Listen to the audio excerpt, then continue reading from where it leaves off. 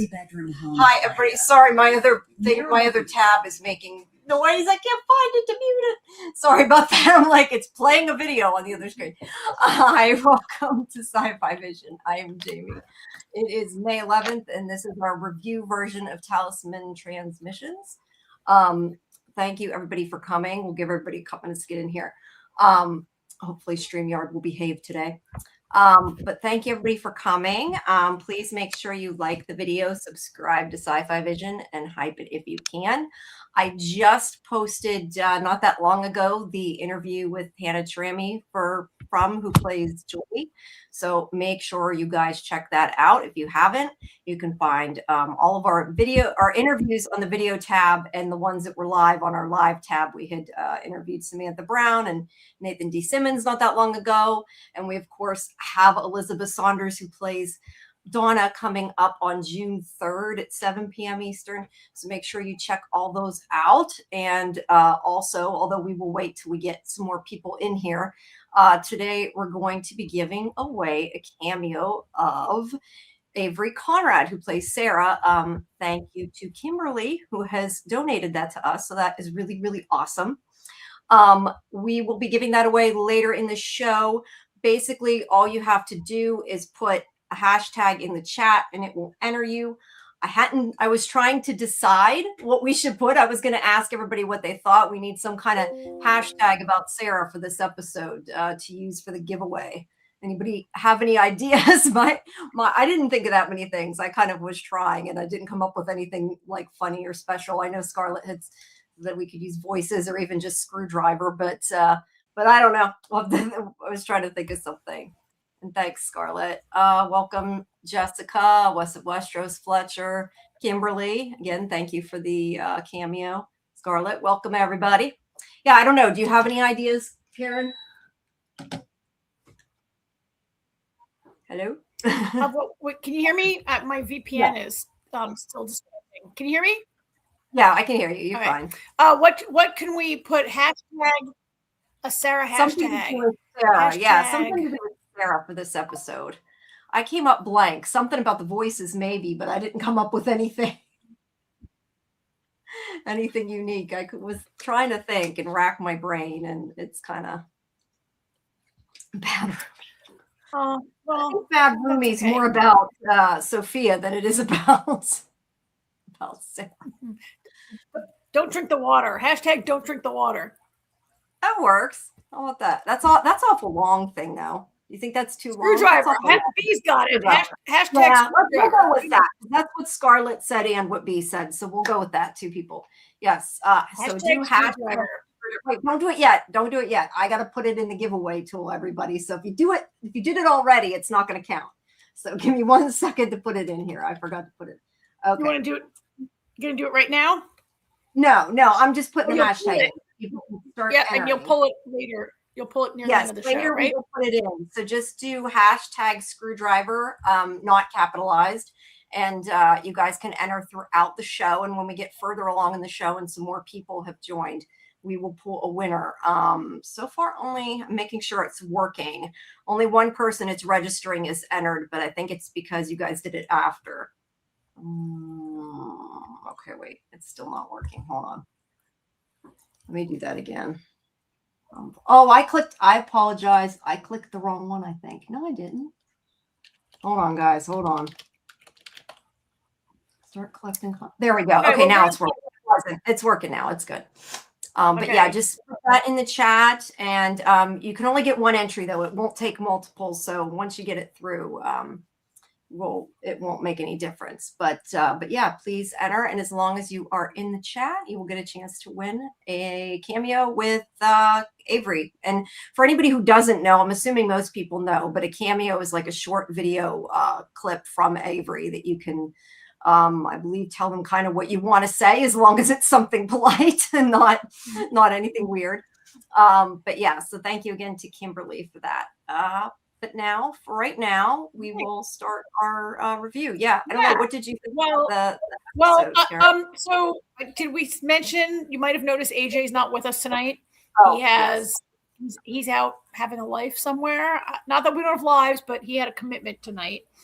So he's not here.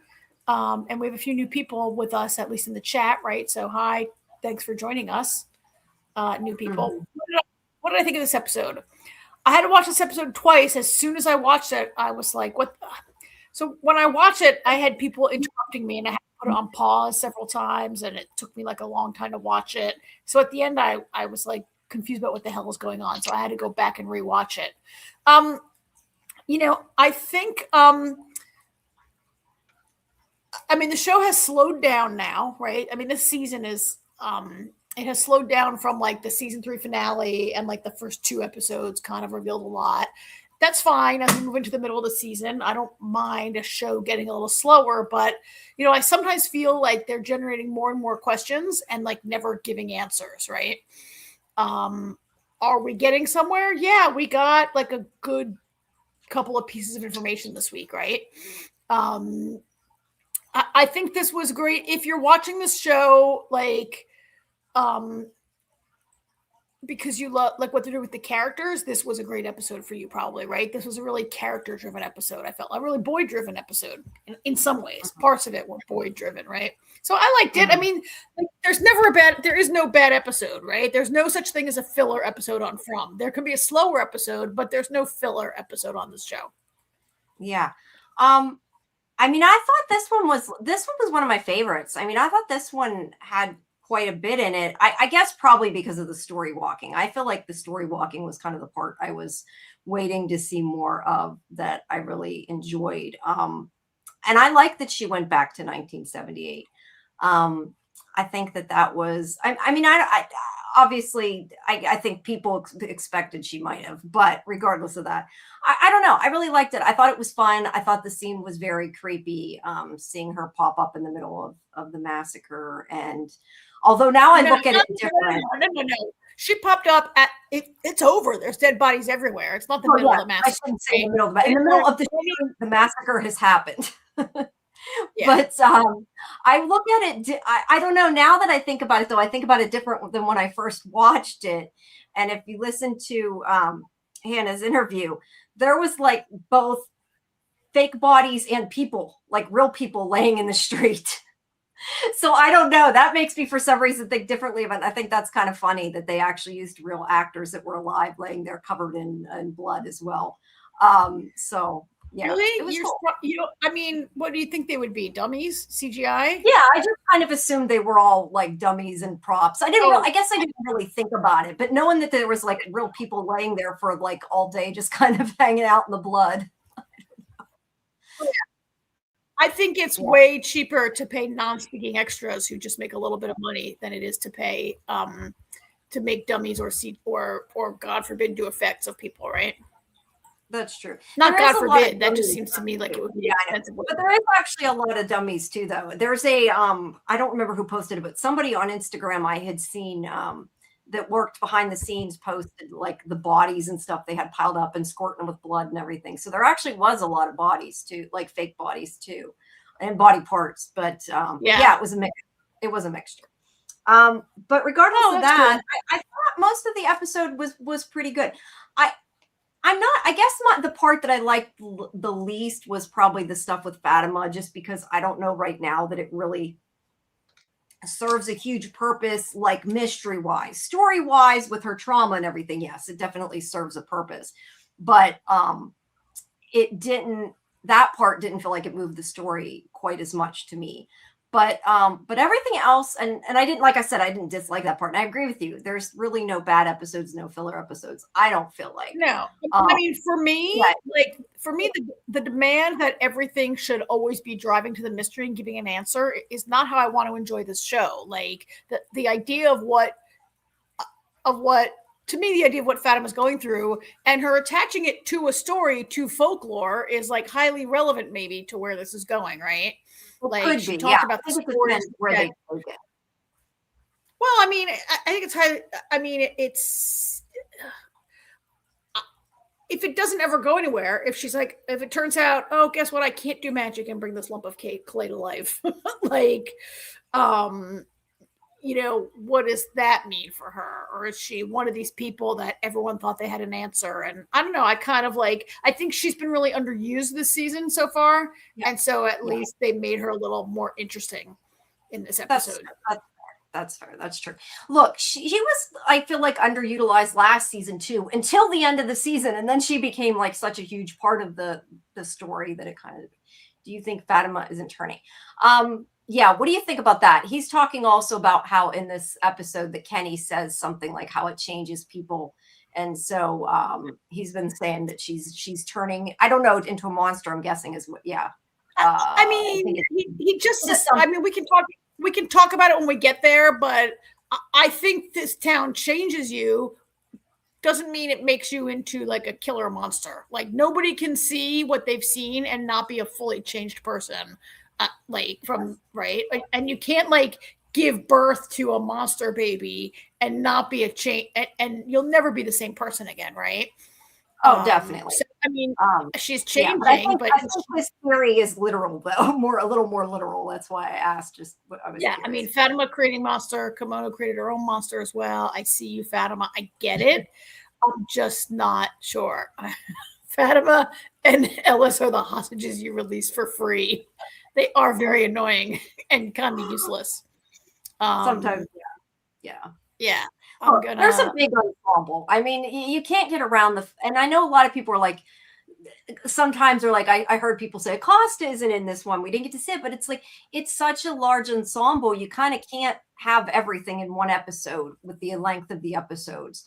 So they kind of got to go back and forth. If we want that, then we need a massacre to kill like half the main characters. So and then everybody can get screen time, right? It's there's a lot, but I think, like I said, I think the story really moved forward in this episode. I think some people also may have been a little disappointed with what we saw Jade in this episode, just because it kind of implied there was going to be more, and there still may be, but I think people were maybe looking for like a full blown out I don't know what people were looking for, but something a little different with the trip. I told you that I would be very upset if I had to watch an entire episode of Jade tripping. I think it's kind of hilarious that he picked these random mushrooms in the forest. And in fact, no, they're not hallucinatory mushrooms. I love when he says asks if Kenny's there, though. Not so much just asking if Kenny, but when he's like, is Kenny here? And he says yes. And then he's like, oh, never mind. Like if it's not part of his trip, it doesn't make a difference. Yeah. All right, let's we may have to randomly go through the chat and pick people, because I do not think this thing is updating. Right. I honestly don't, and I don't know what's wrong with it. You mean yeah, because it's still saying 4 people entered, and unless only 4 people did, maybe why I'm getting the pictures, maybe you can see. I thought more than 4 did though, but maybe I'm incorrect. All right, get yourself loaded up there. Yeah. I don't know how many people. It might have only been that there's only 4 different people, because it only counts everybody once. Hey, Jen. We'll see if Jen adds one. If it adds it, Jen, hashtag screwdriver to try to win the cameo. And then if you do it, I'll see if it updates, because I know you just came in. So at least I'll know if it's new. We'll everybody who just came in, they're giving away a cameo with the actress who plays Sarah. And you can win it if you put pound screwdriver, but we're not going to draw it till the end of the show. Okay, it updated. So it must just be so many people repeated it over and over again that it looked like a lot more people. Okay, well, there's more than 4 people or more than 5 people in there now, though. So make sure you all do that. How much or lunch or hammer isn't going to work. It's got to be screwdriver. We'll go through. We'll make sure everybody's in there, and it picks somebody randomly. If not, we'll like scroll and pick. Either way, we'll get somebody. But we're not going to do that till a little bit later. Okay. Mm-hmm. So let me ask you. Okay, so in this scene, we have, what do we have? We have them talking about the suit. I was so, and I think kind of okay, there, it's updating now. Everybody was kind of, I feel like probably was. I know Scarlett and I talked about it, but I kind of question they brought the suit in the office. Like, I feel like it has I don't know, maybe it doesn't have more of a meaning other than it's the suit he wore, but it just seems kind of like if there's all these weird stuff going on in the town, I keep wanting to say island, in the town, like I wouldn't bring the suit in. Is it just me? Do you Why feel not? like that? I don't know. Well, I 'cause mean, I I just feel feel like like they don't. something bad was gonna happen. I think you don't want to leave it lying around for more people to find it and ask more questions. Okay, that's a good point. But I don't know. It just seems like it's out in the open and in the middle of things. It makes me worry something weird's going to happen. I think it also is like I think it's also a visual cue to the viewer to remember what happened at last week, because not everybody like thinks about it for 7 days waiting for the next episode, right? Like some viewers maybe need a little like reminder, like, oh yeah, they found that suit last week. All right, that's fair. Either way, there's a lot of conversation in here about Victor recognizing it, which that part is kind of, you know, a recap, but they're questioning, you know, who it belongs to, the stuff they should be asking. But I do though like that when they're questioning why, you know, Boyd brought up maybe it's the monsters left it to fuck with us is basically what he says, which to me would be a good reason in the way things are going on in this town that they totally could have. I mean, we know that's not what it's about, but I could totally see that that they just left it to screw with them. But I don't know that it could have been their years and not like disintegrated or something. But I mean, those were all valid points. I mean, I did think like it doesn't look like it's been out there a long time. It doesn't look like you said, it's not like disintegrated or anything. But these were points, and like Boyd's point about like maybe the town is messing with us is a question that they should always ask about everything. And maybe if Ellis had asked himself that, and if Sarah had been able to, you know, like maybe some things would have gone differently if people asked themselves that question more often. mm-hmm. I think. Hey Doc, welcome. You just came in, Doc. We're doing hashtag screwdriver for the Cameo giveaway. If you haven't entered, make sure you put that in the chat. Sorry, go ahead. I just want to make sure everybody gets a chance to put their name in there in the hat, in the virtual hat, so to speak.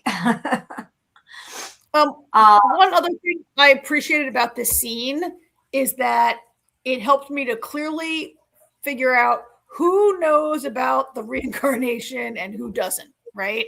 And who knows about the man in yellow, and who seems to be now the core. I mean, they haven't told Henry, right? That's uncool. Right. They're keeping that information from him right now. But I appreciated getting to see who is the group, who now is like the key group that's in the know. And they were all there in this room, and now we know who they are.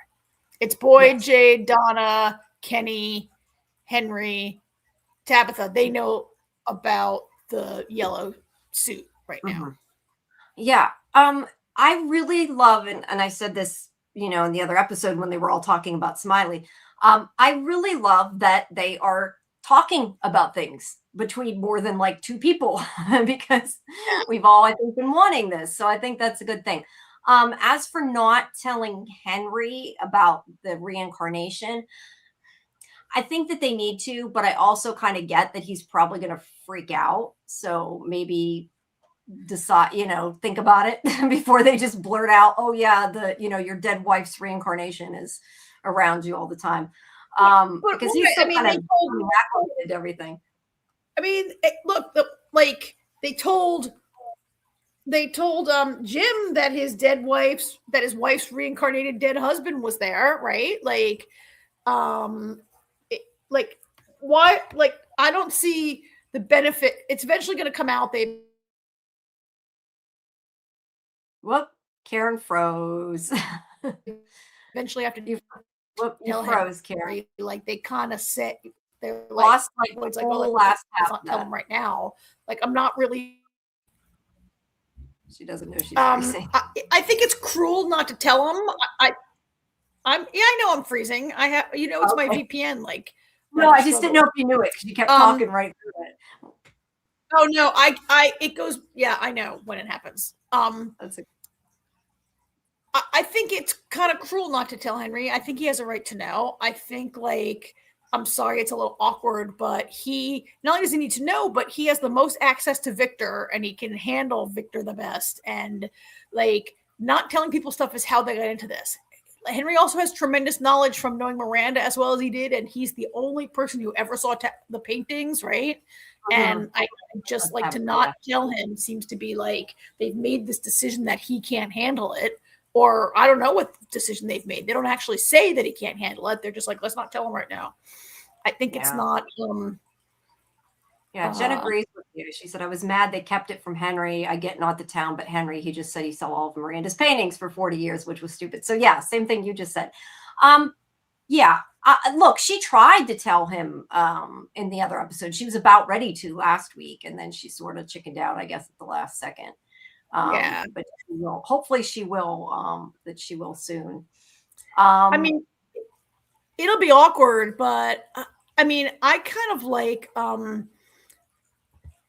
I think introducing tension between the characters would be great. It would, like, we're in season 4 now and there's only so many people and so many relationships, and to like throw a little like tension in between them would be interesting character wise, right? Because you're trying to survive and now you have people that you're weirded out about. I like Petty though says, why is Henry even here? Sometimes it does kind of feel like that. But hey, he's got to be there to I think to talk to Victor. And I do appreciate that he's like, I'm going to he was there. He was there when they found the suit and Victor true, wed him. I mean, he was there. Yeah. Very true. All right, let's see. So but yeah, so hopefully they'll tell him soon, and hopefully he won't freak. Look, after what he was just told by Victor, I'm not sure that finding out about the reincarnation is the biggest of his problems, I think that if it was me, I would be more freaked out about what he finds out later in the episode than about that. But that's not what they made. That's not what this decision is predicated on. No. I'm just saying, like, in the scheme of things in this town, maybe it's not the worst thing that he could find out. I'm just saying, like, just many things happen. That's all. All right. So that makes sense. Yeah. The other thing is that, let's see. Obviously Tabitha still doesn't necessarily even believe it, is the other thing. And Jade does. I don't know. What do you think about the fact that Tabitha doesn't seem to believe it? Like, do you think she's just kind of reluctant and doesn't want to believe the crazy shit as opposed to really doesn't believe it, if that makes sense? Well, it's kind of not believable, right? Like to suddenly like be told, like made to think that you're like, okay, so they got these memories in their heads, but I think for her to be wary that the town could be messing with her with those memories, it makes a lot of sense. Every other person's vision or voice in their head has not been a good thing. And so I think it makes sense for her to think that this could really be a trick. I mean, I'm a bit with Fletcher, like, yeah, that's kind of what I was getting at. Like, denial, but she believes it. She doesn't want to, like, maybe. Yeah. I mean, I think there's an intellectual part of her that's like, there's no way this can be true, and I don't believe in reincarnation, and like everything is false, and everything's like a red herring or just an outright lie in this town, right? Mm-hmm. But like deep down inside, there's a part of her that probably just feels that it's real, Yeah. But look, it's got to be scary either way. So even if it is denial, more so than not believing, I get it totally. Tabitha's frustrating. You can believe the monster is no electricity, seeing Yankee kids, but draws a hard line with reincarnation in the Lake of Tears. Look, to be fair, they do this a lot of times. A lot of them do that. They believe one thing and not the other. So it's kind of hard to know. Let's see. So B's saying same thing, Queen of Denial. This is I'm assuming that Catastrophe is talking about Donna, because I did want to ask you that. I asked Scarlett that too, and she didn't remember either. Do you? Oh, okay. No, I'm sorry. I apologize. I read that wrong. What do you call Henry telling Tabitha that they're talking about that if they're getting separated? That wasn't what I thought it was. I read it too quick. I apologize. What I was going to ask you is, do you remember anybody telling Donna actually about this, or is it something that happened off screen? Because I was kind of like, Donna knows about the reincarnation. Like, when did that happen? I'm glad she knows. But I would have liked to have seen the conversation. And I don't know if I'm just like not remembering it or. No, I think it happened off screen. And I think Boyd just Donna's like his co-captain and he tells her all the important stuff, I think.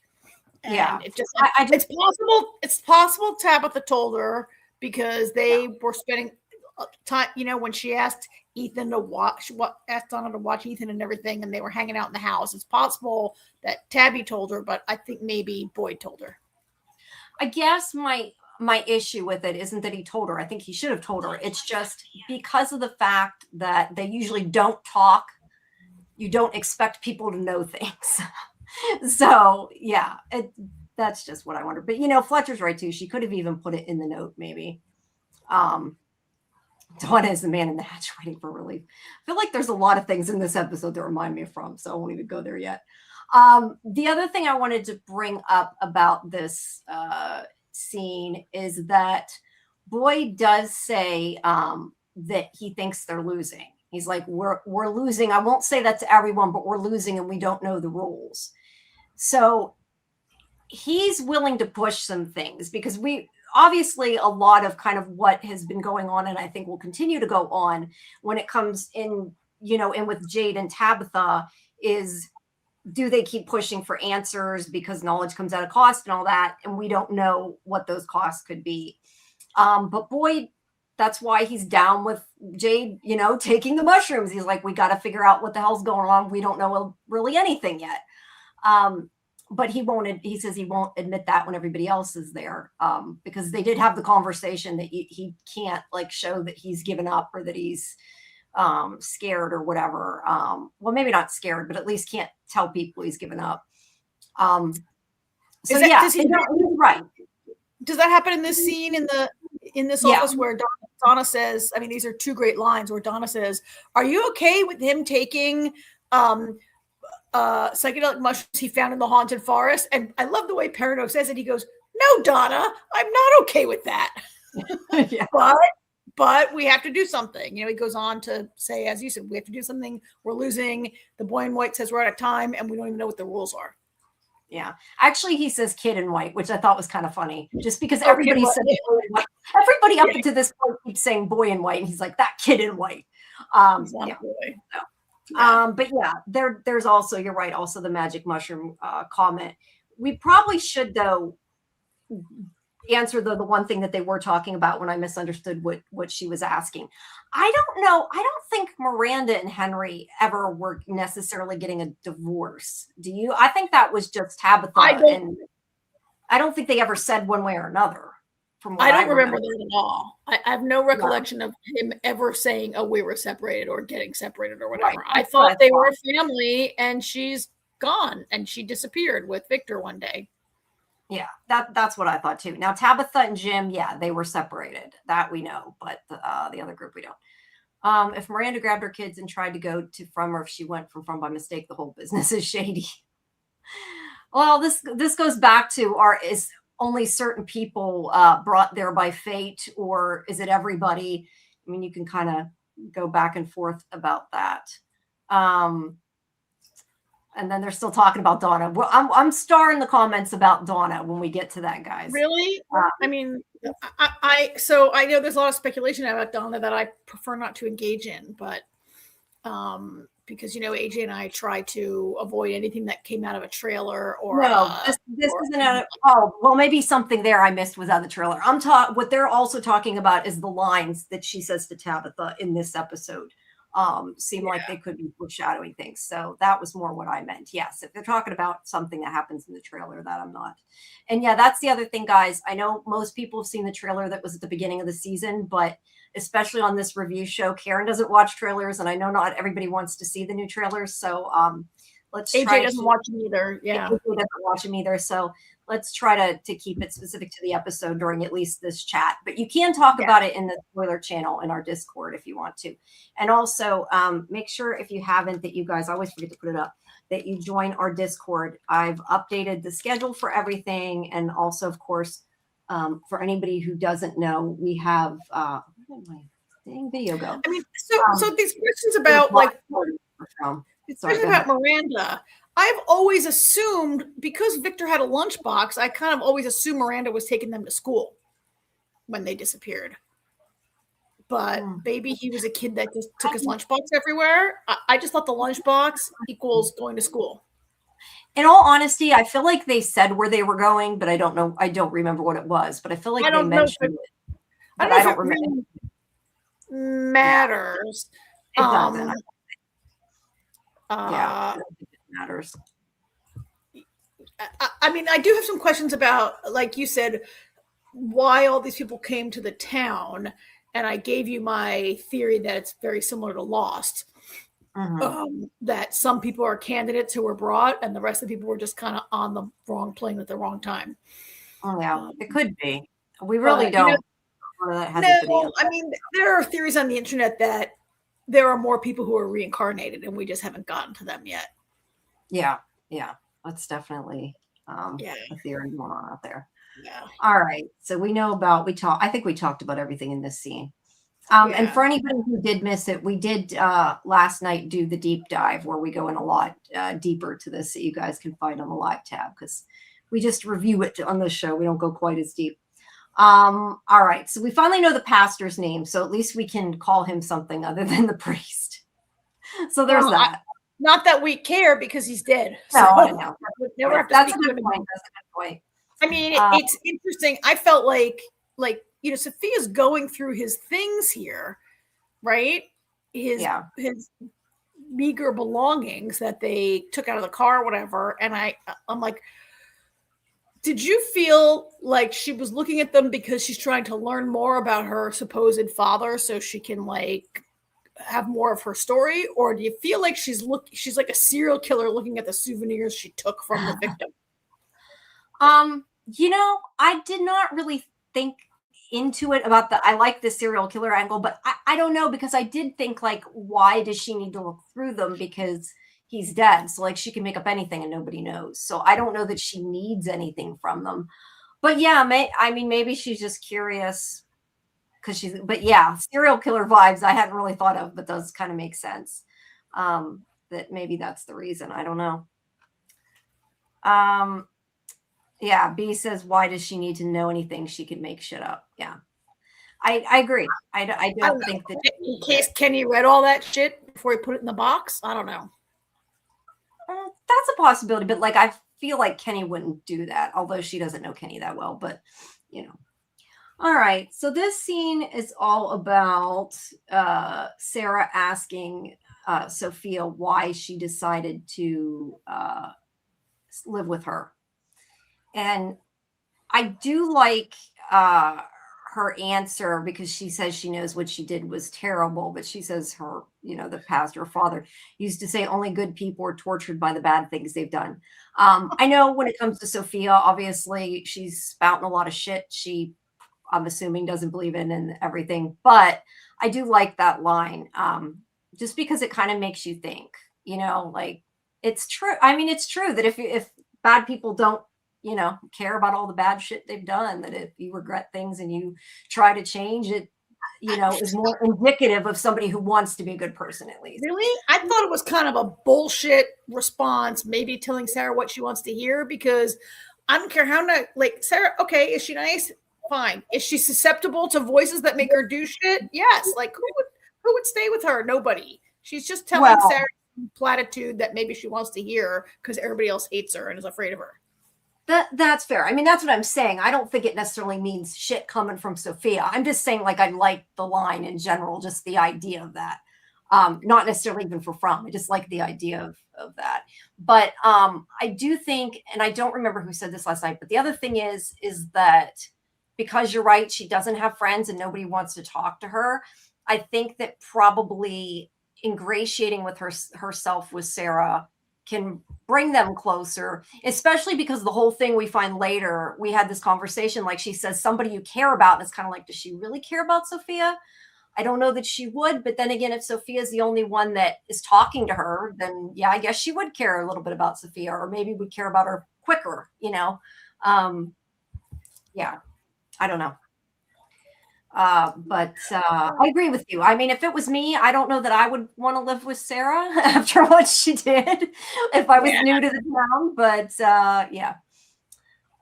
It gave the scene with Sophia by the pool more weight as to why Sarah cared so much. She just got hurt. Yeah, that's what I was saying. Yep, I like that. Good point. Yeah. All right. All right. So yeah, so that's what that scene's about, and yeah, I think it is to show they're getting a little closer. But I wouldn't yet say they're friends, other than I think the story is kind of telling us they're friends because of what happens later. But other than that, but yeah. I mean, I think they're cordial. I don't think they're friends. Yeah, that's a little better description. If you were friends, you'd be like, if you're my friend, I'd be like, oh my God, Jamie, I'm hearing voices again, right? Or the person she tells is Elgin, so I'm not sure. I'm not sure what that says that way. Yeah, you're right. You're right. Let's see, but Scarlett's right. I mean, she doesn't want her to get hurt because at least she's talking to her. I mean, I do think that probably. I mean, Sarah doesn't want anybody trying to push. Whether it makes 100% sense, I don't know, but I think that's where it's going. Yeah. And like, good point. I don't think they're focused on making friends or not in a nightmare town like From. Okay. Hey, so there's a question. JT Moore, you're interested in the Cameo giveaway. We're going to do it later in the show. The code word, you need to type hashtag screwdriver in the chat to be entered in the random drawing. Yes, and we will pick somebody later on in the show. Probably at least another half an hour, I'm guessing. We'll see. But yeah, we want to get a little bit further in to make sure everybody gets a chance to put their name in. But yeah, again, thank you to Kimberly for that. But yes, somebody will get a Cameo. Very exciting. Yep. All right. Well, so yeah, she's going to go make breakfast is the other thing. This is, though, I think leads to one of the really important scenes in this episode, which is that Sophia / the man in yellow is whispering. Now, I don't know about you. This is where I said there's a lot of things in this episode that kind of made me think of From, and at least you know when I'm talking about things. You can't tell what she's saying. I thought it kind of sounds like maybe she's talking in another language. I don't know if I'm just like inventing that in my head that it sounds like that because you can't really tell.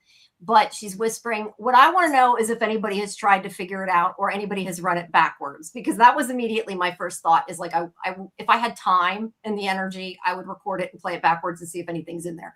But that's just because of Lost, not because I necessarily think that. I don't know. Did you think of that though when she did that, or is it no? I mean, I didn't think of that I would listen to that. Someone should listen to it backwards, or whatever. I thought we're just not supposed to know what she's saying. She's just mumbling something.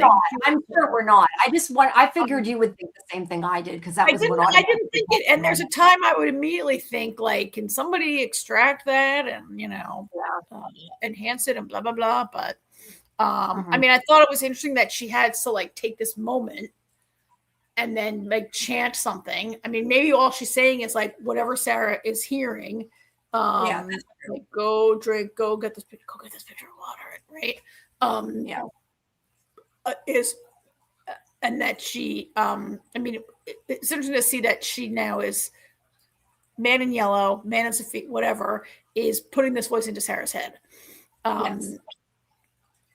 There's a good question. So I don't always agree with Fletcher, and Fletcher doesn't always agree with me, but I do agree with this. I don't agree that just because we saw a 10-second scene of Man in Yellow controlling voices, that it was always Man in Yellow controlling it. Sarah could hear them all, dead people, Man in Yellow entities. I agree with that. Like, we know that Man in Yellow is like putting this voice into Sarah's head right now. But that doesn't necessarily mean that every voice everyone ever heard was Man in Yellow. I mean, Elgin had a totally different experience with the way Kimono Lady communicated. Yes, it does make me think that it's implying, and I'm saying implying, not that it's saying that, but it does make me think that it's implying the kill the boy thing was the man in yellow. But I know not and everybody even agrees with that. The truth is, we don't know, and it's all conjecture at this point. Right. But Right. I'm feeling like it means that when Sarah heard at least that before, and not the other things, I do believe some of them could have been the dead, spirits or whatever. We talked about that, but yeah. We don't know. Pop Forge says Sarah was friends with Elgin too. She could do anything to anyone though, even Ethan, if she's told to. She probably would. You're not wrong. I mean, Scarlett agrees. I don't think it was always the man in yellow because she supposedly heard the dead at the bottle tree when her and Boyd were camping.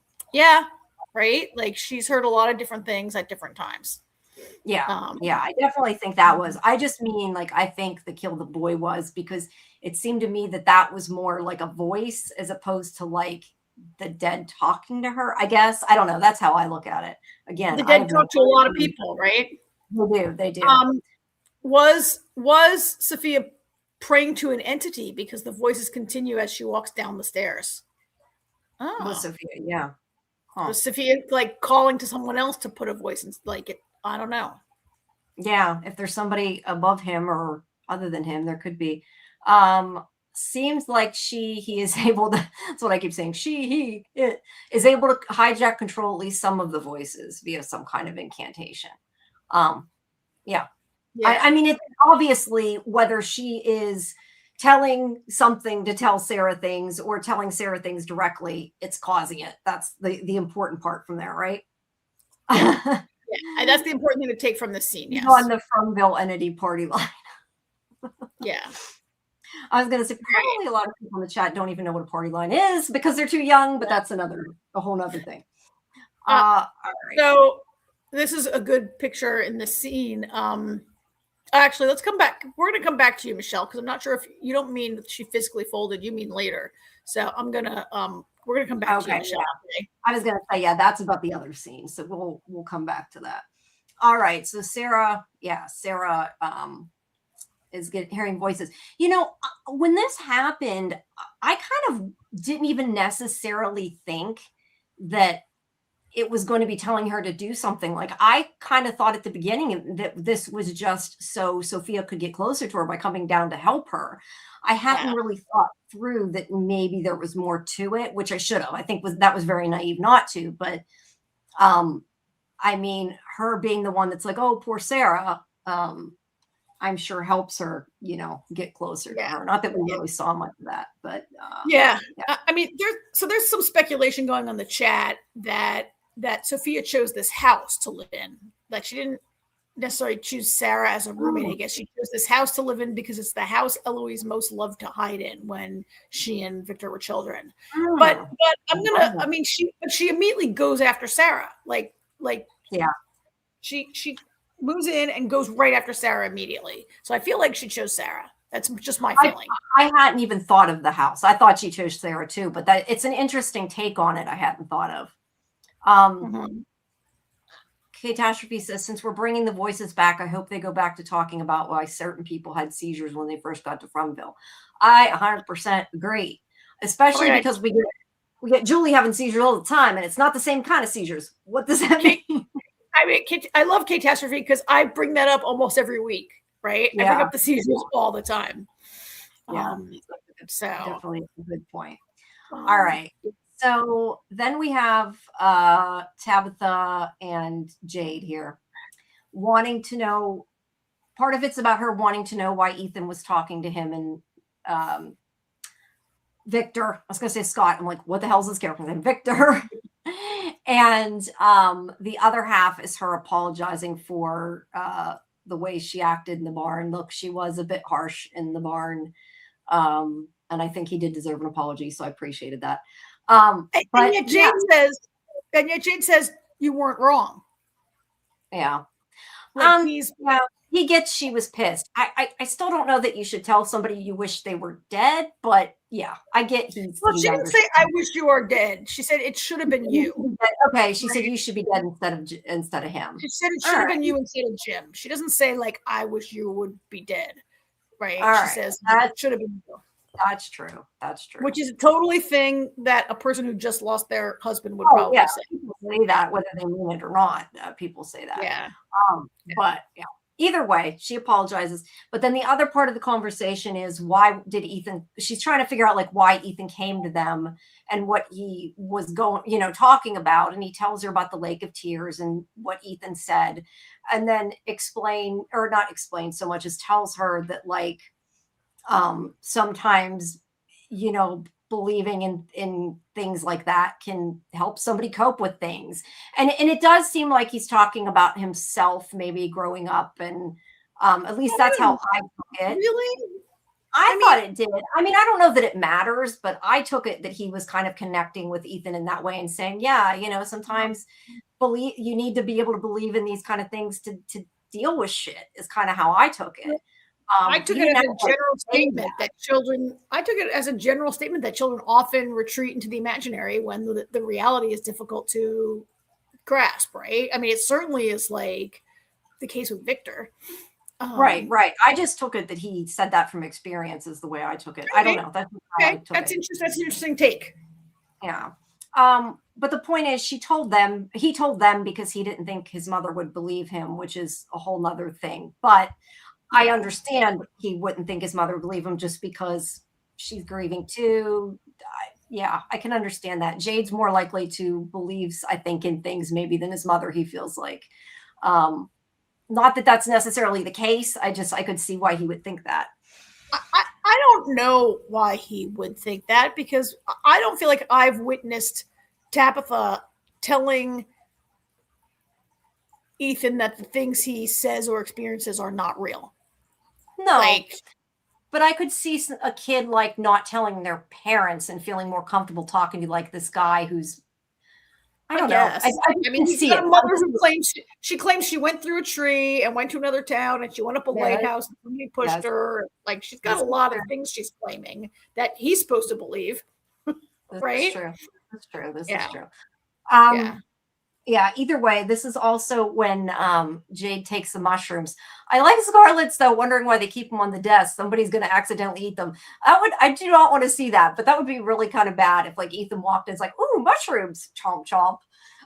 It probably isn't the smartest idea leaving them there. I had not thought about that. But, I think they're the only two people in the room, and they're there prepared for Jade to take them. Right? Like, yes, but I didn't know he was going to take all of them. He shoves them all in his mouth, I think. So it depends how many he intended to do. I don't recall if they were sitting there when everybody else was around. It's a detail that doesn't really matter.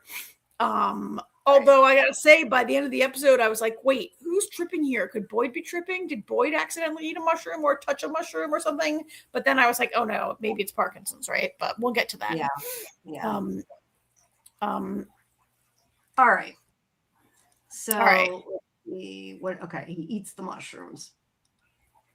Okay, so then Tabitha comes to find Ethan, and he is trying to contact his father on the radio.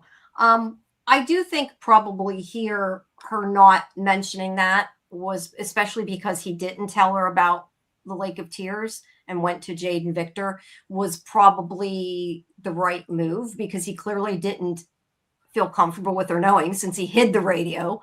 I hope she does like talk to him more about it, especially because he did already tell her that he talked to him. He could have probably told her, but yeah, I think I can appreciate that she's like knows he doesn't want to talk about it, so she didn't bring it up. But yeah, she does ask him, why did you tell them? And he says, because I thought you wouldn't believe it. And, his dad told him he needed to find it. And this is where he says, if I find it, it'll prove it was real and that he's not gone. I think, well, one, that's sad, but in the sense that I'm saying, like grieving, like he's grieving, it's sad. Not necessarily that it's not real. I don't know, but yeah, I mean, he's looking for a way to accept what happened. Like whether it's real or not, I don't know, but it makes sense. You know what I'm saying? Like that he's kind of trying to connect with it and to find out. And I do like that at least she knows now and is going to try to help him through it. So I appreciate that. Well, I mean, all of the Sarah hate, most of the people who watch the show seem to hate Tabitha. Or, I'm sorry, I shouldn't say that. Most of the people who comment in our chat hate Tabitha. I think most people who comment, period, on the internet seem to hate Tabitha, but I'm justice for Tabitha. Like, I'd like to see you parent in this environment. And it's almost like, I feel like it's like I know this is not the case, but it's like the writers heard me. I'm like, okay, we're gonna have Tabitha like sit down and have a conversation with her son, and then she's gonna say like, okay, I'm not letting you go by yourself, and then she's gonna say, I don't like. People were complaining that she doesn't know these people and she leaves Ethan alone all the time, and that with them. And then in this episode, she says, Randall, I don't even know you, and she like said all the things that everybody was complaining that she never said. I think she made good decisions in this episode. And I kind of joked about it last night because I knew you were going to come back and be like, see, she's a good mother. She did make good decisions in this episode. I agree with you there. It's not good mother. Her decisions. Not good mother, bad mother. That is not. I'm just saying. I do think made here. Yes, but I think in this episode she made good decisions. Is my point. I agree with the stuff. I don't know. I don't think going to the settlement is a good decision for any of them, except that the people that have to go get the food. I don't really like. I like. It's not black and white like good decisions, bad decisions. It's not. But to me, it's not about her decision to go to the settlement. It's about the fact that she said, "Hey, if I don't go to the settlement, he's going to find a way to sneak out there on his own anyway." So that's true, right? That's true. Yeah, I don't think going there specifically was necessarily a good idea for anybody. I agree with you, but other than they need food. But yeah, and thank you. Anything for freedom is bringing up the point of the interview I did with Catalina. She did talk about Tabitha's parenting in the interview, which is of course up if you check our video tab, as is the interview with Hannah from last week. Yeah. Well, did she mention you're judging someone's parenting style who lost their son and now their husband and right? Well, she kind of defended her parenting. And look, I didn't say something to her like, oh, I don't like her. She was just saying probably because she knows a lot of people have said things. Yeah. But she kind of talks. She had to be married to a horrible guy who I hate. I hated Jim. Fair. But yeah, I had asked her kind of like explain this decision about trying to go through the tree and all that. So she did talk about that. And whether or not she believes Ethan as well. Yeah. All right. So yes, so she is going to take him to the settlement. Now we get into the stuff with the story walking. He says Tabitha needs a better character arc. Want her to step it up and be more like Carol on The Walking Dead. I'm not sure Carol is the person you want around your kids. MGM. Carol loves kids and took care of a lot of kids. No, that kid was a danger to everyone. She was. That's true. No, I'm just teasing. She doesn't always do well with the kids, but no, she did at the beginning. And she did great. She had the strength to kill a child she loved. It's really heartbreaking. It was a heartbreak. It's heartbreaking. Yeah. It is. All right. So this bit with the books.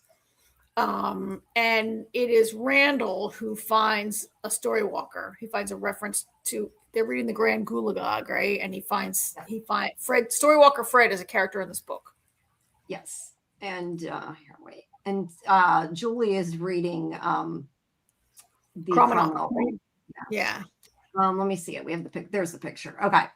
So let's talk a little bit about this. And obviously I know we don't get in as deep into the discussion here, but we have, like you said, Storywalker Fred telling the Grand Gulagog about how to make bookmarks. And this becomes what Julie does later. Now, I just want to point out to you, because I'm guessing you probably don't realize this, because I didn't realize this until we read it during the show, that it actually explains that's how he made the bookmark. I thought Julie was just like, it says to make a bookmark. This is how I'm going to make a bookmark, and like made it up. But it actually says in there how to do it, which I had not realized, and I think is interesting. The first time I watched it, I was like, what's with this symbol? What is she talking about? And then the second time I watched it, I saw it in this little picture. I did not enlarge and read whatever's on that text there. Yeah, well, that it explains about how he made the bookmark, basically. Agree though. Whoops, I clicked the wrong thing. Fletcher's saying I wanted to see more about the flight of the Chromonocle, and they gave us Fred and the Gulagog. I kind of agree, because the other book we've heard more from, so maybe that was a little more important. I'm not sure if you started this or I accidentally started the wrong one, but Scarlett says elevator goes up to 4 and down to 7. Probably does. So yeah, that's what all that's about. And look, Randall doesn't think it means anything. He's kind of like thinks Julie's out of her mind a bit for some of this, but I think he's on this journey because he needs to protect Julie from herself. Yes, which is he's not entirely. I mean, he's kind of right. Yeah, but again, in this town with everything going on, why is it that you choose not to believe that? It's just funny when you think about it because of all the crazy shit that goes on. Like, how do you know what's a little too crazy and what's just crazy enough, right? MGM says, I find Julie and Randall's interactions hilarious. He's like all skeptical, but like the character literally named Storywalker Fred. Why is this not sinking in? Well, his name is Storywalker Fred, but that's clearly where Ethan got the name Storywalker from. Which I kind of wonder, like, why didn't Ethan say, here, read the book, instead of giving Julie all the information, which is funny. Because then she would have no storyline. But all right, that's just true. know That's true. Yeah. And also, I do find it funny that there's a bird there, and it does kind of look like a crow, which is what they're pointing out in the chat. Or a starling, we don't know. It looks like a crow, but yeah. All right. So I do find it funny, though, that whenever Tabitha comes in, they hide the books. Like, obviously nothing was going on and nothing's going to be going on. We don't want anything to go on. I'm not meaning that. But I do think it was funny how they're all like shoving the books away. Like they make themselves look guilty, right? When she comes they have to hide the book. She doesn't want her mother to find out what she's planning. Yeah, no, I know. I'm just saying it makes them look guilty the way they act. I think it's funny. Like to have to, like for them to have to explain like why they're reading Ethan's children's books. They do not want to have a conversation with her. Right? That's a good point. You guys are sitting there reading kids' books. Why? Yeah. Yes, that's yes, Scarlett. That's kind of my point. Like he didn't give her the books, but he never mentioned really much about anything other than calling it Storywalking. Was one of the finger puppets named Fred? Was one of the finger puppets named Fred? It was Harold. Shit, now that you did that, I'm like thinking, what the hell was its name? Chat, what was its name? Harold was the one they didn't mention, but what the hell was the other one? It wasn't Fred. All right, it doesn't matter. As long as it wasn't Fred. I knew it until you said that, but now that you said that, I'm never going to remember what it is. It's fine. Yeah. Norman. Thank you. It was Norman. Yeah, it was Norman and Harold. She thought they were making out because of that book deal. I hope not. We don't want that. Why? I think because you think he's too old for her, right? I don't know how old he's. No, yeah. You got to remember, everybody got to remember, Julie is still like a teenager, and he's supposed to be. But how old is he supposed to be?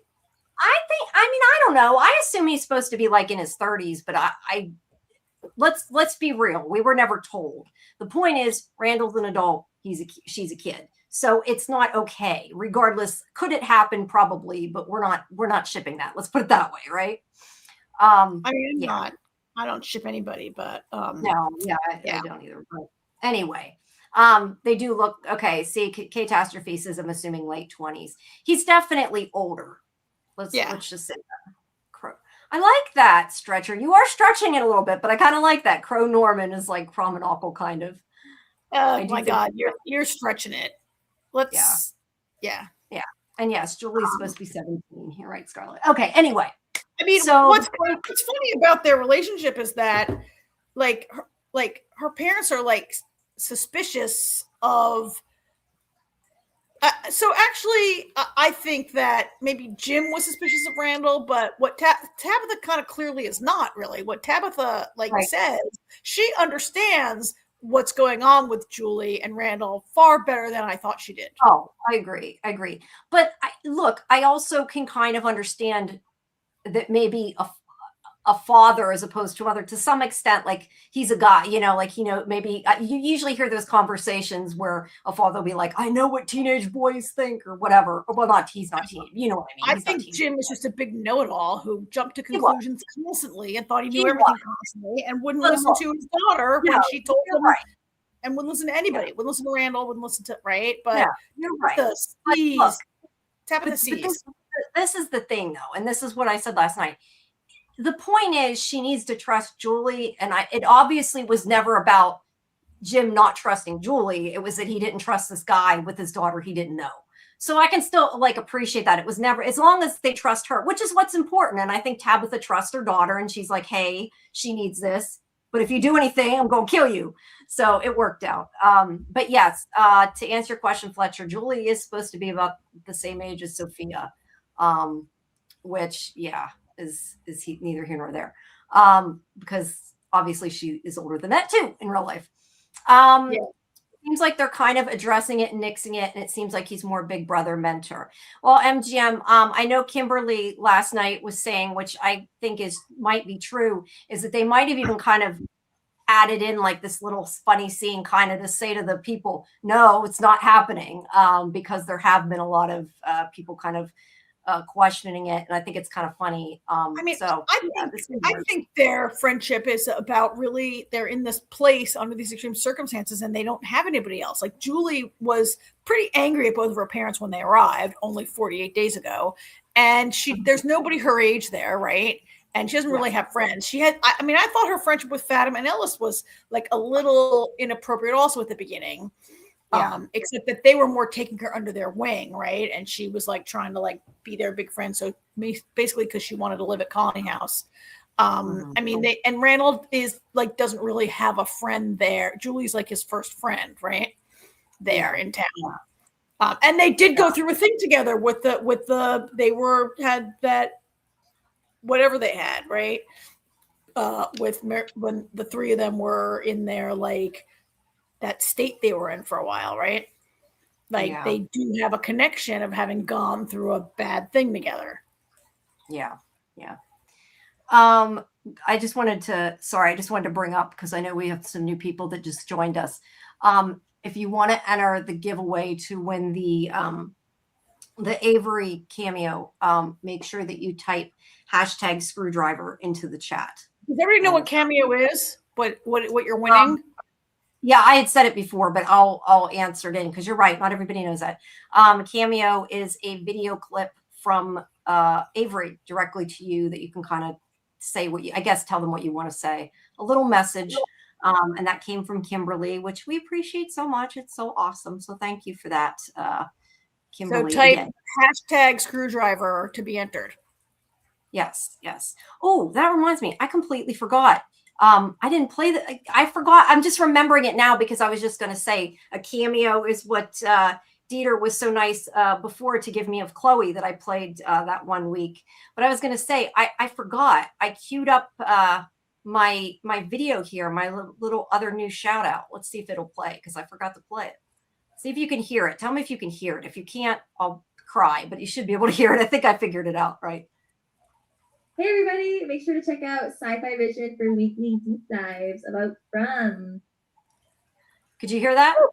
Yes, very nice. Okay, good. It worked. Yay. I do not understand why I cannot upload directly to StreamYard videos, because I know AJ's done it, and I did it before because I got that Chloe video up, but when I put it up, tried to, it just doesn't work.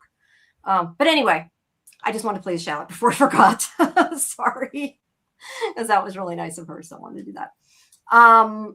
Okay, I lost where I was at. Yes. I think the talismans are really awesome. I'm excited for you guys all to get them when they get there. But obviously the Etsy store has to send them yet. But yeah, I know a lot of you won that before. Julie is an Avenger. I like that. Julie's an Avenger. She kind of is. I like Julie. Julie's she's the one going through it right now. She's pushing through. Okay, so yeah, the point that I was making that I skipped because we got off track is that Tabitha tells her she's going to the settlement and taking Ethan, and she tries to get Julie to go with her. And you know, Julie's a teenager. She's like, I'm not going. You know what we realized though that was kind of funny last night? We were talking about. She's like, "Oh, it's not like that," which it's not with Randall. But she's like, "I'm going to stay with Marielle and Christy in the clinic." We forgot Randall's living in the clinic too, which is kind of funny because she said that. I was thinking he was back living on the bus, but he's still in the clinic too. Yeah, but there'll be chaperones there. They'll be right. No, there will. I just meant that the whole idea was funny because I didn't think about the fact she's like, "Oh, I'll be staying with them," but he's actually there anyway, so it's funny. But yeah, I mean, I think she just means that she won't stay home alone. She'll stay there, and these other two people are there. Yeah. No, I just thought it was funny when I realized that because I didn't think about it. I completely forgot about that. All right, so what time is it? I'm trying to look at the time. Yeah, let's give everybody a little bit longer. Yeah, we'll do the giveaway soon. I just want to make sure everybody gets a chance. To be in the enter. Yeah. Okay, so yeah, that was what that conversation was about. And then she tells, like you said, she tells Randall, "Hey, Julie trusts you. That's what she needs, but don't break my trust. Or I'll do something really bad to you." I would have liked her to almost, I mean, she didn't need to, but I think it kind of would have been funnier if she had like an actual threat or something, but I don't know. Either way, she's trusting her daughter, she's given her what she needs. And right now, Julie needs some space, I guess. Well, I mean, that's the lie. What she needs is to go on her own secret mission she doesn't want her mother to know about, but she's acting like she just doesn't want to go, right? Yes. And being a teenager. But I don't know. As I said last night, I feel like it kind of surprises me a little bit. And it is, I think, just because of the story walking. But I feel like, I don't know, if I lived in that town, I would not be leaving my family, especially after that just happened. I'm too paranoid. I'd be like, nope. And would not do that. But I get it. I mean, what is she going to do? Like we had this, she can't make Julie go. She can't not take Ethan. Like, what is she supposed to do here, right? She goes with we got a new subscriber and my pop-up worked. Sorry, I'm just excited my pop-up actually worked. Thank you, Dark Hand, for subscribing. I keep forgetting to add that back in, so now I know it works. Yay. Yeah, sorry. You could see how easy I get sidetracked. Yes. I think she elects to go with the child that needs more supervision right now and to, trust the. Yes. And like I said to you earlier, I do think that her going with Ethan so he doesn't run away and do it on his own is a smart decision because we already know he might do that. We don't want him to turn into Carl. We have enough of that. Yeah. All right. So, yes. So thank you, Lee Moncure. I don't know. It might be if you just did it now. It might be because it's behind a little bit or because two people did it at once. I don't know. Okay, so Fatima tells Ellis, I was going to call him Ethan, I don't know why, tells Ellis that he can go to the food run because he's kind of worried about going to the food run and leaving her there. Because he's a useless and pointless character that she needs to get off screen so we don't have to waste our time with him. He is really underused. He is. I do agree he is. I like that. I mean, I don't dislike Ellis. I like Ellis, but they need to give him more to do. I totally agree with that. He kind of just exists right now to be Fatima's husband and Boyd's son. But it's kind of funny because I feel like usually we're complaining the opposite and saying not necessarily in this, but I mean in general in television, we're always complaining and it would have been oh, Fatima is just there to be the wife, So I at least appreciate they give the woman a little bit more to do in that sense. But yeah, he needs more. He needs more story. But there is a big group, so it's hard to some extent to fit them all in. Yeah. But, yeah, tell them to go. And then Donna tells Kenny to, kind of look after her to... He took Fatima to a cheap rage room, and that's it. You're not wrong. Catastrophe. All he did this season. Yeah, that's funny. That is pretty much true. Donna tells Kenny to take care of it. They haven't, to be fair, they haven't given Kenny a whole lot this season either. No, he's underused. Donna, everybody who was major in season 1 is totally underused this season. Well, we have a bunch of new characters who are kind of interesting, but The A team is really not having much to do. Yeah. B says, I would hate leaving my kid alone, but she already left Julie to be mini mom to Ethan. If she trusts her with Ethan, she can trust her to take care of herself. All right. Fair.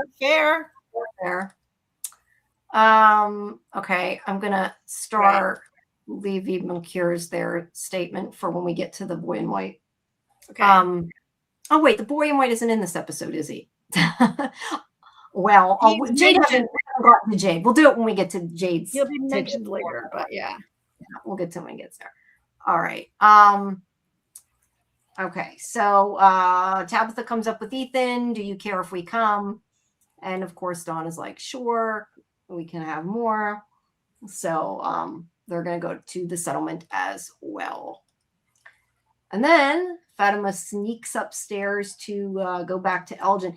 You know, it's funny. I don't know if it's more she doesn't want people to know she's talking to Elgin, because she says to Boyd later, like, I wasn't hiding it, but yet she keeps like acting very sneaky, like the way she keeps looking around, like, I don't want anybody to see this. So yeah, I don't know. Do you think it's just because of Elgin, or do you think she really was kind of hiding it? No, because the cover story is that Elgin was helping her, and that's how he lost his eye. Nobody knows what really went down between them, so there's no reason for her to be not seen with him or to be avoiding him, or for people to think she doesn't want to be seen with him, right? Like, yeah. So do you think she's just kind of lying to Boyd, or I don't know? What do you think then about that? I mean, she does act squirrely, like she doesn't want it. She's like, I wasn't hiding it. Really? Then why are you doing it upstairs in your bedroom and not like in the living room or outdoors or in any place else, but on the third floor, right? Yes, like where the floor is going to cave in. We've had this discussion last night a lot. The floor is going to cave in. You know, it's funny. I was at the hospital today, where I go to physical therapy, and like right before I got in there, like a piece of the ceiling fell down and all this water poured through it. Water leak under it. But then I came home and watched this, and I was like, when I saw the water dripping. Yeah, I agree with you. She's acting squirrely. She says I'm not hiding it, but she's hiding it, right? Yeah, she is. Like, and okay, maybe she's hiding it from everybody because it sounds insane to be building a golem in like the house, right? And people are gonna like not follow her or be afraid.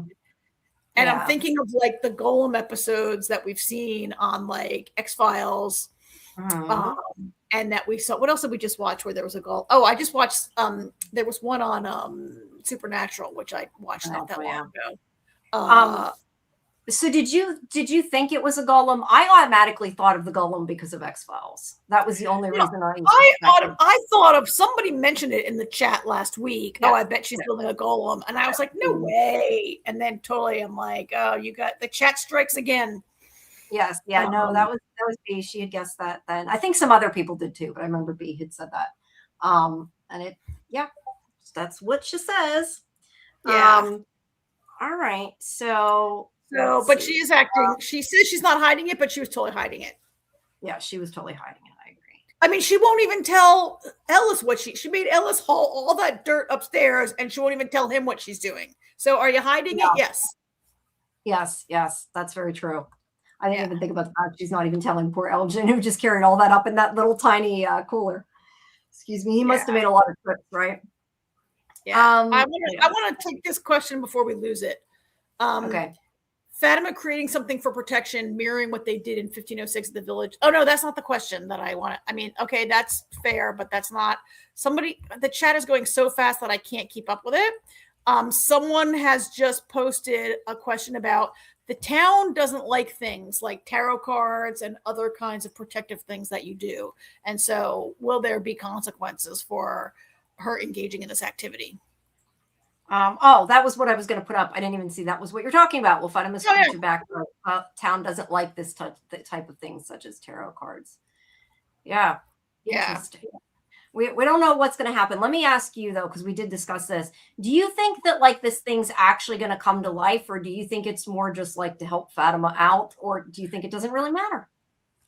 So part of me is like, oh well, like she doesn't like have powers or magic to make this happen like we've seen in other shows, but like a golem is from a religious tradition, right? Like they don't really mention what religious tradition.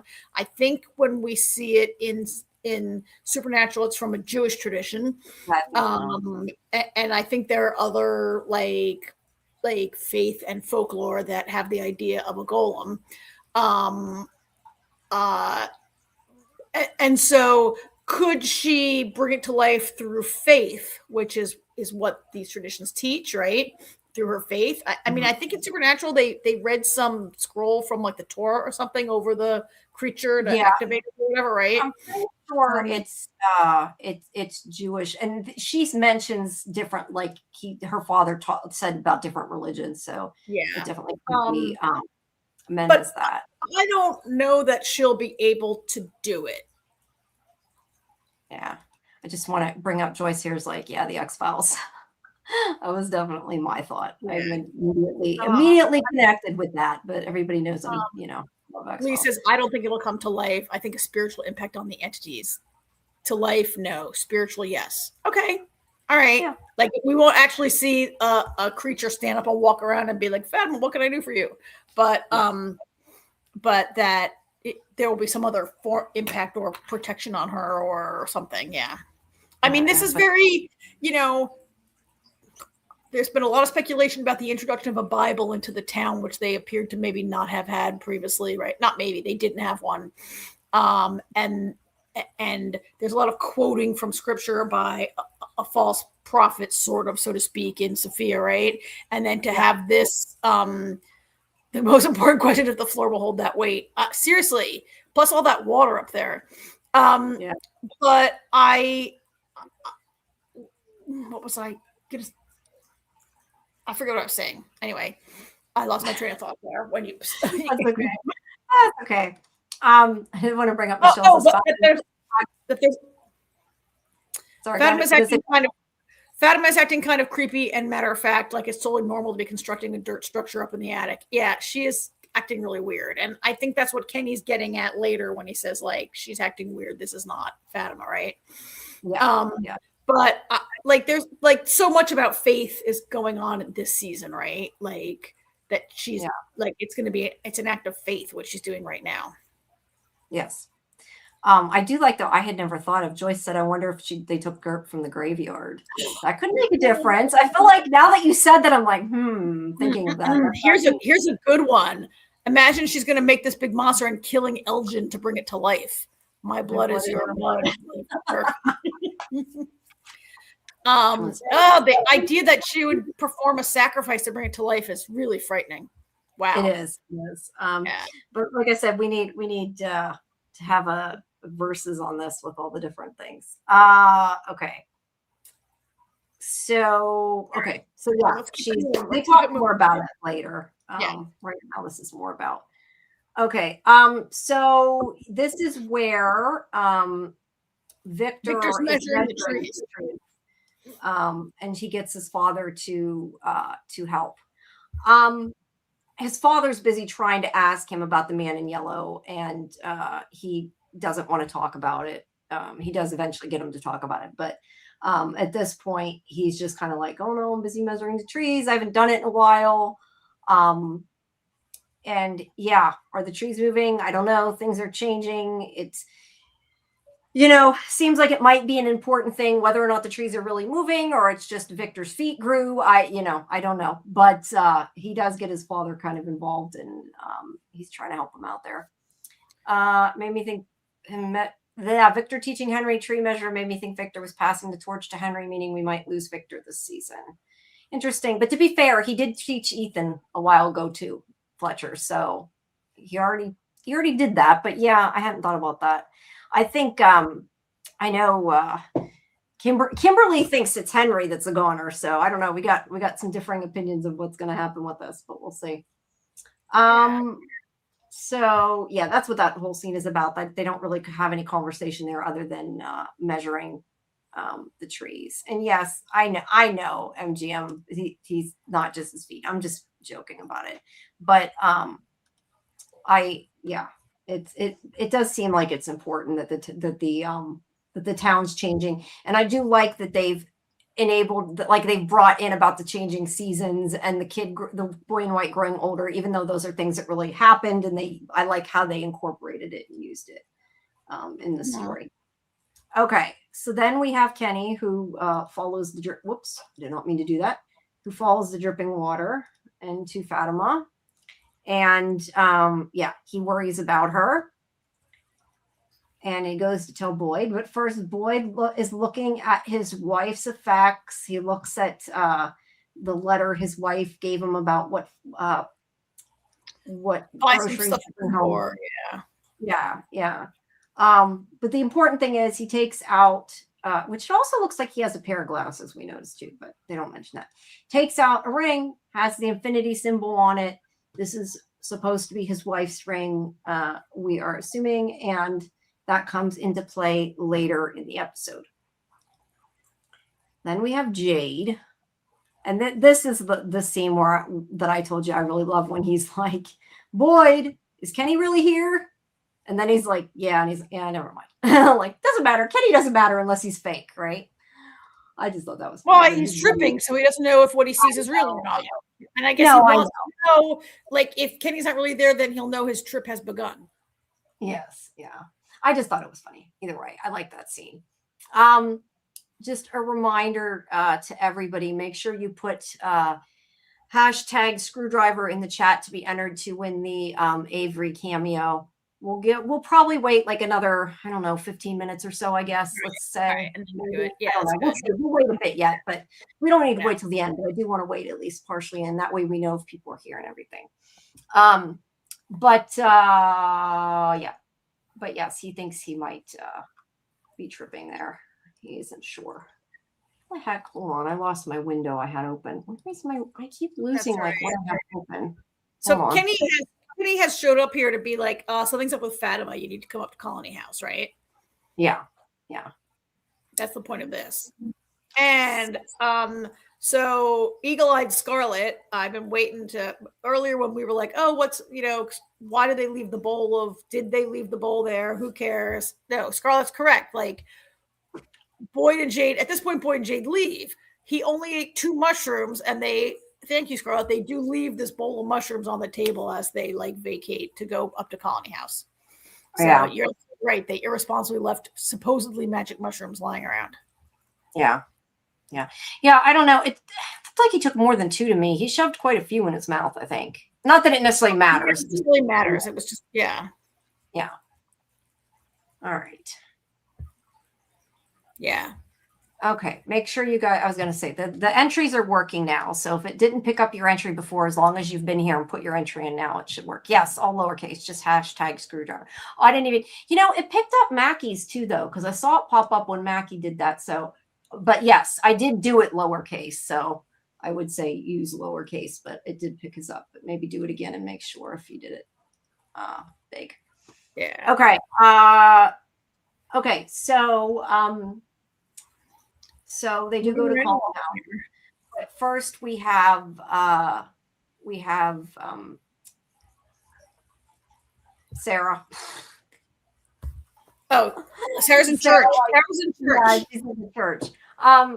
The first thing I immediately The first thing I immediately thought of this, and I said this last night too, though, is this seemed to me really, yes, it parallels when they first met, but it to me parallels the scene at the beginning of the season with Elgin sitting in the kitchen and Fatima coming in and him being like, oh, I'll leave. And her being like, no, you don't have to. And them talking and kind of working a little bit out. And being able to be around each other. I don't know. That's what it immediately made me think of. I don't know if I'm the only one because nobody seems to be saying that, but that's what it made me think of. So yeah. That's kind of the point of what Man in Yellow Sophia seems to be doing, trying to divide them and make them, create space between them. Yeah. Hey, Mackie, you got a question about the talisman that you won recently. Jamie just said, you must have missed, Jamie said the Etsy store hasn't sent them yet, or yeah, they're Dieter's just putting them in, but so the Etsy store has to also send them. So it's not, I'm assuming it's not going to be instant, but you guys will get them. Don't worry. Etsy sends them to Dieter sends them to you guys, I think, right?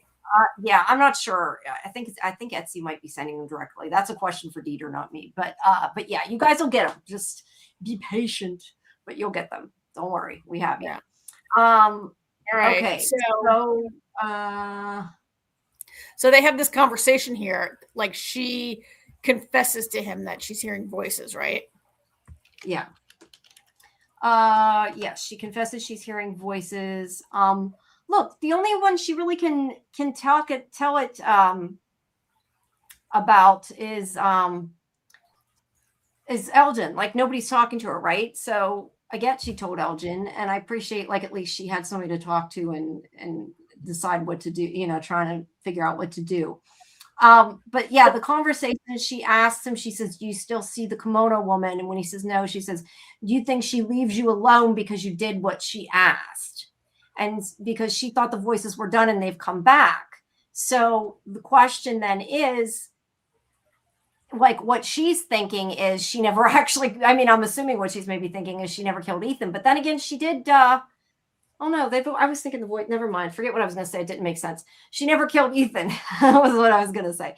No, so maybe that's why she thinks it's happening. Like, I kind of get that little bit of logic, right? It makes sense that she might do that. So people have a lot of strong feelings about Sarah here. I'm going to actually, maybe we'll wait till we get to the diner and think about what Sarah does and how she acts. But, you know, Kay Catastrophe points out every time she hears the voices, she always says they, never singular. That's true. She never says he. She never says she, it. She always says they, the voices. Yeah, that's kind of interesting, right? Yeah, I had not thought about that. That is definitely true. She does say they, which yeah. So I assume then it sounds more like, you know, multiple voices, I guess, right? Yeah. Michelle had a number of great comments. Sarah seemed to get it and was even explaining to Elgin that they cannot listen to these voices. She flipped back too soon, in my opinion. I mean, she does cave pretty quickly, right? I get that. I was hoping Sarah was going to stand up to it also and see what happened and see, right? I was surprised that she like lasted about 120 seconds. Yeah. Give me 1 second. I'm just typing into the Discord to remind people about the giveaway. So anybody who hasn't can do that. You know, I can't type and talk. I can't. But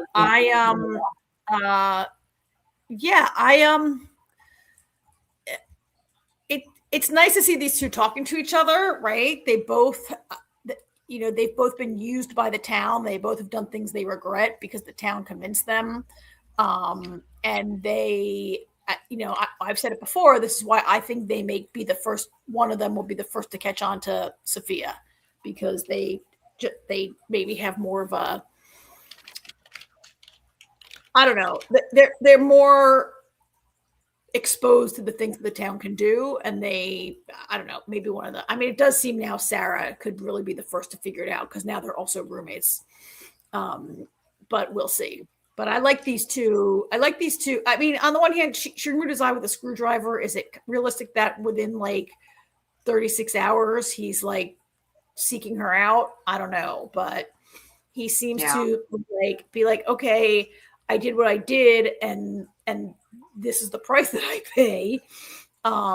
Because a voice didn't make her do it. She just did it. Like she felt she had to, like she made that decision. As far as we know, no voice said, "Now do me a favor, take out," you know. For Ethan, you mean? No, she didn't. A voice didn't tell Sarah to. For Elgin. Sorry, I was trying to type that. All Sarah. That's all Sarah, yes, right? The Elgin thing was all Sarah. And just to kind of comment on what you were saying, that yeah, she did kind of flip But to be fair, I feel like she doesn't want to do what the voice is saying. Elgin and even before Sarah were like, I have to do this to get us out of here. Now she's more like, I don't know what to do because they're threatening people. I feel like this is a little bit different. She doesn't necessarily think the voices are a good thing right now. She's scared that something's going to happen and she's looking for advice. Does that make sense? Like, I feel like that's a little bit different. So to me, it didn't really feel like flipping in that sense. Yeah, because she's worried about them. I feel like Elgin is going to defend Sarah or help her from the voices. And I do think Sophia is trying to make Sarah a scapegoat to create more division in the town. I like that. Mm-hmm.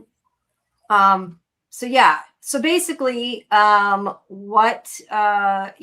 voices are coming back and she says that they want her to pour a glass of water, drink out of the water and pour it back in. So, yes, Petty, Elgin they both had a choice, but I think it makes them override their maybe sense of what they're supposed to do, should do. He had a choice, but the ask was a lesser ask with lesser consequences, right? Like, it was definitely lesser ask. Lock her in a room so she can have the baby is really different than like kill your brother and kill that little kid. Well, they never said kill your brother. The brother being killed. Right. Brother being killed was not, but like kill a little kid, which she didn't do. You know, she did. Open the door and let monsters in, kind of things that the town does are a different level than what Elgin was asked to do and what he did, right? Yes. Yeah. I want to bring up. I think we're. Yeah, I think. This is kind of, we're not quite to that yet, but I just want to bring up like I was saying. I was holding that until we do see her fold the House of Cards. But that's okay. All right. No, I'm just saying. That's why I'm saying I think that she does it. I think it's more about like she's worried about somebody else and not. It's like, is the consequences of not doing it worse than the consequences of doing it? Well, and in the scene, in this scene, so, Jamie, you're right. Michelle, you're right. Elgin says to her, what's the harm? And like, shouldn't he know better? Like, he thought they made a pretty, like, I just defended him that they made him a pretty less consequential ask, or so he thought, and yet look at the price he's paid. But now he's saying to Sarah, oh, it doesn't sound so bad. Well, what he thought they asked him to do wasn't so bad, right? Yeah, but it's interesting. He talks Sarah says there's always a consequence, and he talks Sarah into it pretty quickly, right? Well, Sarah made the choice not to do it at the beginning until what happened with Sophia. But yeah, her idea is, what if me hearing voices is like an infection and I can pass it on, and that's what she's worried could be the consequence. So yeah, like I said, it's more like the consequence of not doing it. Does it outweigh the consequence of doing it? I guess I can see why she's afraid. It's a flawed argument, maybe because like other people hear the voices and they don't drink out of her glassware, right? Elgin. Yeah, right? But to be fair, none of them talk about hearing the voices. The only one she knows has heard the voices is Elgin. Yeah. Okay. Fair. So they don't have a lot. Fletcher said Elgin was manipulated. I don't blame Elgin, and he possibly did help Fatima. Fatima needed Kimono Woman for the birth. I wonder what would have happened without her helping. He was manipulated how? Because they said if you do this, you can all go home. Didn't they tell Sarah if you kill Ethan, you can all go home? Yeah, I don't think that's any different. And I don't necessarily. I don't know that I necessarily at this point blame either of them. It's hard to say, do you blame them? But I do agree that what Elgin did was not as bad as what Sarah was willing to do originally. But neither was okay. Neither was necessarily a good moral choice. Let's put it that way. Okay, but there's a question. I don't want to belabor this right now because our show is not really about this. This is more of a review show. But if they had asked Elgin to kill someone so that they could go home, would he have done it?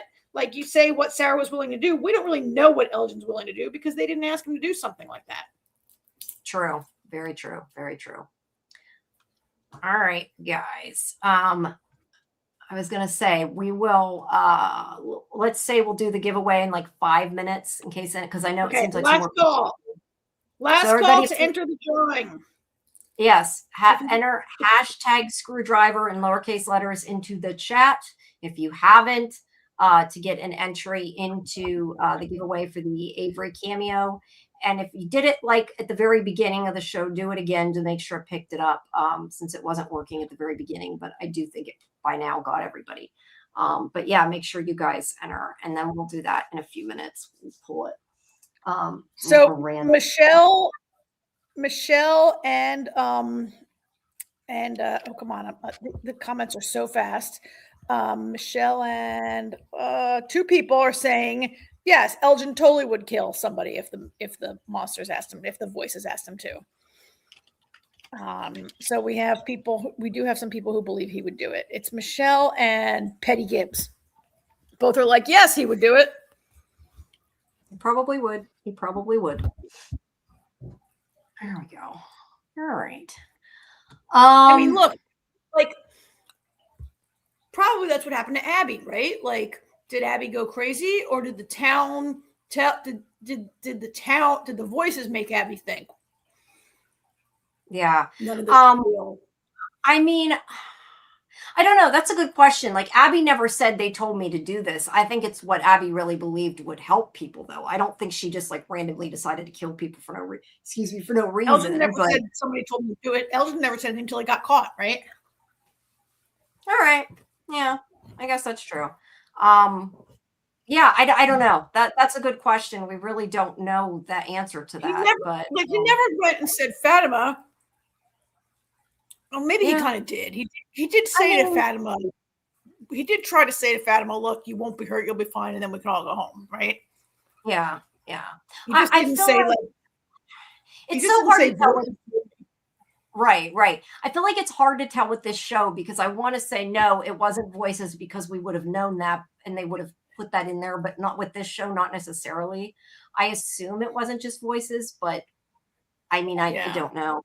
It's really hard to tell for sure.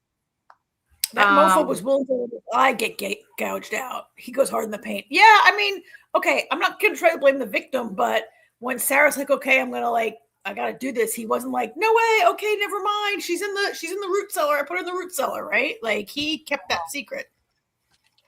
Yeah, he did. Okay. Hold on one second. Do this and you get out. Wouldn't you do that? I mean, maybe. If something tells you murder a small child and you'll get out, I don't know if I would do that, right? But yeah. Sarah's been there longer. Sarah's heard the voice for longer. She's like, if it said lock someone in the root cellar, yeah. If it said kill a kid that you just met the other day, like, I don't know if I would do that. Yeah, I would say no to that. And if it said drink water and pour it back, I would say unless you know you have forethought to know bad things have happened, you would probably say, oh yeah, why not? But knowing what she knows is the issue. Yeah. Yes. So what will Sarah do? All right.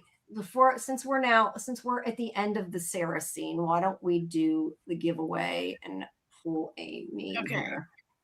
Let me fix. I'm going to try to organize some of this chit chat a little bit while you do that. Okay. I'm going to put up I remember which one it is. Giveaway tool. Hold on. Giveaway tool. There it is. Okay. Sorry. So there's 19 people? There are 19 people? 21 now, it says. Have hired. Sorry, that is like really not in the right place, is it? There we go. Amy'd be picky. Amy's always picky with her pictures. There we go. I will fix it so you guys, that way you guys don't see my tabs either. There you go.